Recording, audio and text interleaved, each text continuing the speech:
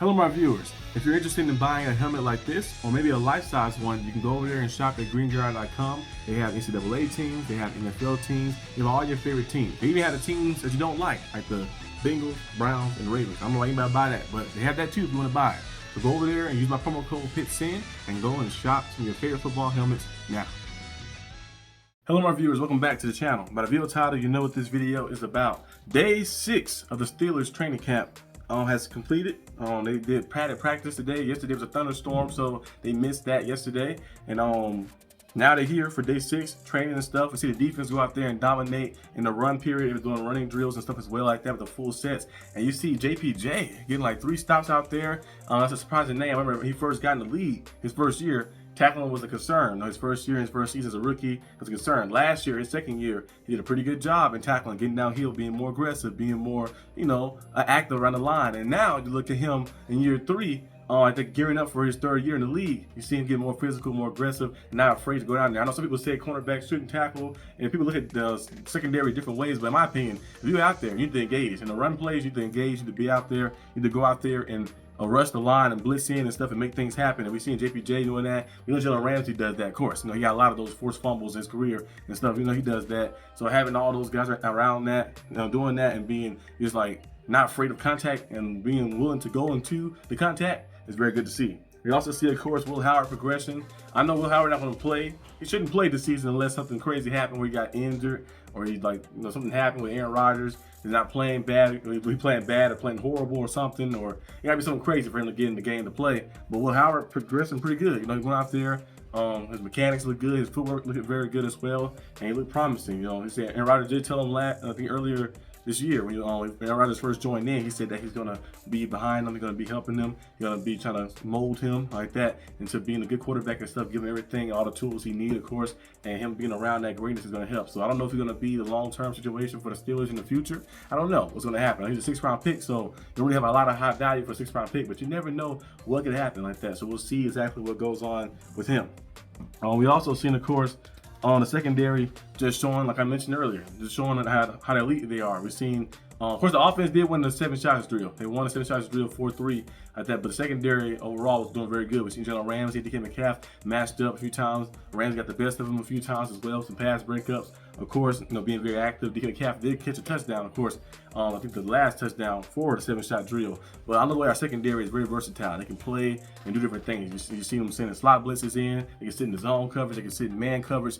They can do all type of things. And having Jalen Ramsey move around, the secondary has been very good to see. So I'm loving the way the Steelers been doing things. And the Steelers, they have a lot of those guys with that dog mentality. Like the hard, beast mentality like that on the other side like that on the secondary and on the defense in general like that. So a lot of those players are going to bring that energy like that. And I think the Steelers are going to be poised for a good year defensively like that. Last year they only allowed 18 points per game, and I think the year before that was like around 19, and before that was like 17, I think 17, 18 is around that range. This year might be 17, 16, maybe 16, 17 around that point per game allowed, because the defense is very active.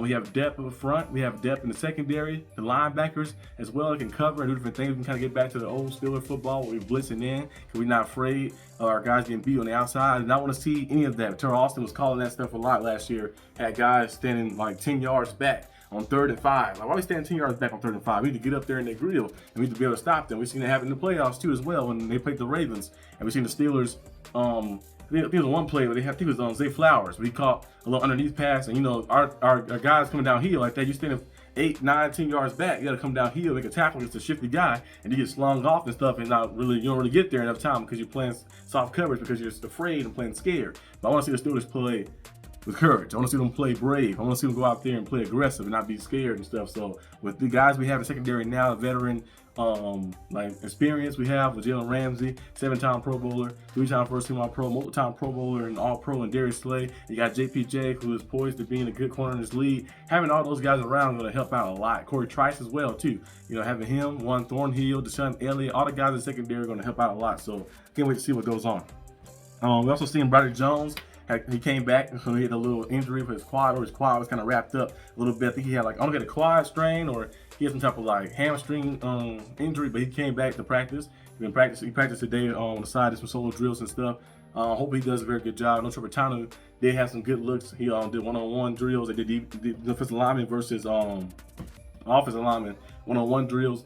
And Trevor did win some those battles with TJ Watt. I think he won 2 of them at the best of Watt a little bit on that. So that's good to see. You know, Trevor was a good player last year. I think he played the first few games of the Steelers, the first 2-3 games, and he looked very good, looked very promising, but then got injured and missed the rest of the season. We know he was in college. He was very good in college, of course. That's why the Steelers went up there and drafted him in the first round because they knew he can be on that line. So now having him back, starting right tackle back, having him out there too as well is going to be very good, of course. So you know, in the AFC North, because they have some teams like the Ravens defense is good. The Browns got Myles Garrett and stuff like that as well. The Bengals, their defense not that good, but they got Trey Henderson on that line as well. So you need to make sure your tackles are very good up to par to be able to defend against those guys, especially when you've seen those teams 6 times a year. But that's most of the stuff I've seen from the practices, of course. Peyton Wilson as well, getting out there, being very active, especially in that run period stuff. Seeing him as well going out there, and we've finally seen the matchup that Coach Collins said he was waiting to see is Peyton Wilson and Kenneth Gainwell, and Peyton Wilson blew him up on one play like that as well. You guys look that highlight up like that, but he blew him up on one play. So having Peyton Wilson, the quickness and the shiftiness of him, and you know, Kenneth Gainwell, of course, is a running back, but he's kind of like a pass-catching running back like that. The backfield and stuff can do different things. He's very quick and shifty, so that was a good matchup to see a little bit. Mark Robinson got a lot of high praise too as well, as he was like a bullet. I think he was like a freight train just running right through the line like that and blowing stuff up and making big-time tackles in the run period and stuff. So he was doing a pretty good job. Everybody was out there doing a good job. Alex Highsmith, of course, you know, he's very good and very active in the run game. Was doing his thing too. So it's good to see the guys getting used to pass. I think the first preseason game for the Steelers is next week. I think it might be next week, right? First preseason game for a lot of teams is next week. I think the first one of the league, I think the Hall of Fame game is this week, if I'm not mistaken. It might be tomorrow, actually, I think. So, and we have some football coming back a little bit. So it's going to be very exciting to see how things kind of shape out and stuff. Also, Aaron Rodgers, he did have a message to his doubters.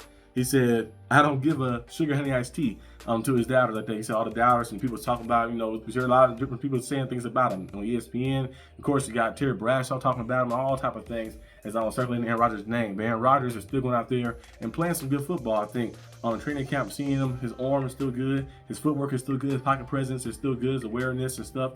The decision making is good too, especially in those 7-shot drills. You're seeing the quick throws and the red zone, something we've been missing like that. A very decisive quarterback. Russell Wilson, don't get me wrong, is a future Hall of Famer and stuff, but he was very indecisive when he got to the red zone. He used to do a lot of things that kind of hurt the team. And I feel like the team kind of got sorry a little bit when they got to the red zone, because you see them do a big time drive when they get to the end of the field, and in the red zone they kind of struggle to get the ball in there, and you Russell Wilson that hold the ball too long and they do unnecessary things that kind of mess the team up a little bit, mess the rhythm up, and then you have to settle for a field goal. I think Aaron Rodgers being a more decisive quarterback, being a more accurate quarterback as well like that, I think he'll see more success, more efficiency and more success in the red zone this season. So we'll see what happens. But that's all I have for this video. Hope you guys enjoy this video. If you would like to subscribe for more content, and I'll see you guys next time on the channel. Peace out.